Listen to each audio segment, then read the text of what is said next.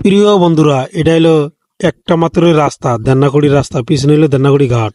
এখন দেখেন কিরকম অবস্থা। এই দেন্নাকুড়ি রাস্তা যেটা আছে, মেন রাস্তা শালকাটা যাওয়ার, দেখেন একটা টেম্পো ফাঁসে গেছে গা। এনে রাস্তাটা খুব রিক্সের একটা জায়গা। এটা কোন নতুন রাস্তা জানেন? এই রাস্তার কিছুদিন আগে কাজ করছে, দেখেন টেম্পোটা ধাক্কা দিতেছে, তিনজনে পিছন দিকে টেম্পোটা ফেরা পাইছে জায়গা। খুব কষ্ট করতেছে টেম্পোওয়ালা। আমার পিছনে কল আরো 3-4টা গাড়ি আছে। এখন দেখেন সামনে দিকে একটা গাড়ি এলো। কারণ এই গাড়িগুলা খাড়াই থাকবো, কিভাবে যাতায়াত করবো তাহলে ভাবেন। এই টেম্পোর জন্য মানুষ বাইক যাতায়াত করতে পারতেছে না।